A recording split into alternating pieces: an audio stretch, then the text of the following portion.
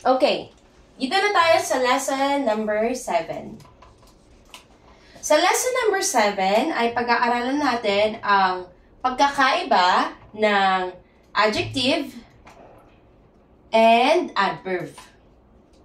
Marahil yung iba sa inyo ay nag-iisip, ano ba pinagkaiba nila? Pares lang naman silang panlarawan. Okay? Pareho silang panlarawan. Larawan. Pero, ang pinagkaiba nila, si adjective naglalarawan sa subject o yung tinutukoy sa pangungusap. While si adverb naman ay sa verb o sa kilos. O nakikita nyo na kagad pagkakaiba nila ha? Kaya kapag meron tayong pangungusap na siya ay matalino. Siya ay nagluluto ng mabilis.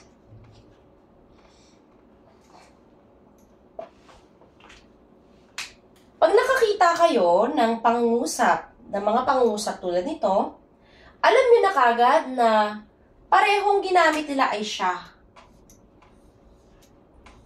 Yan. Pero, ang hinahanap natin kung nasaan ba si adjective at adverb. Hindi pwede maging adverb yung siya ay matalino. Hindi siya pwede maging adverb. Bakit? Sapagkat unang-una, sa pangungusap natin ay walang kilos. Paano mo hahanapin yung panlarawan sa kilos kung ito mismo ay walang naging kilos?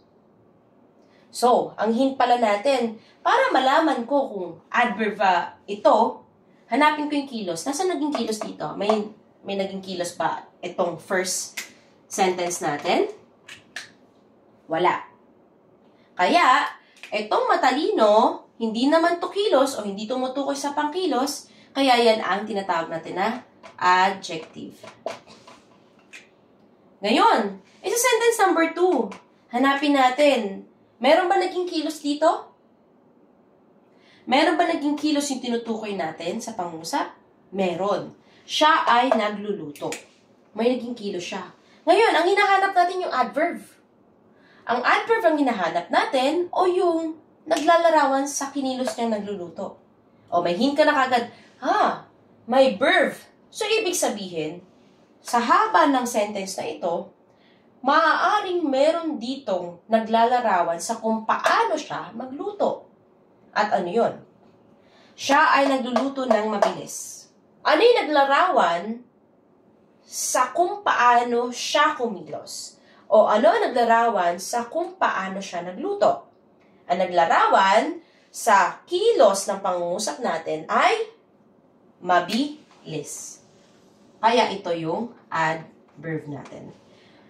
Paano po kapag ito pong ginawa kong adverb? Hindi siya maaari maging adverb sapagkat ito po ay kilos. Pag sinabi natin kilos, ang kilos ay verb. So ito ay hindi maaari maging adverb. Ito ay verb lamang. Okay? Ang adverb ay never kumikilos. Sila, adjective at adverb, panlarawan lamang po at hindi sila kumikilos kundi naglalarawan lamang po sila. Okay?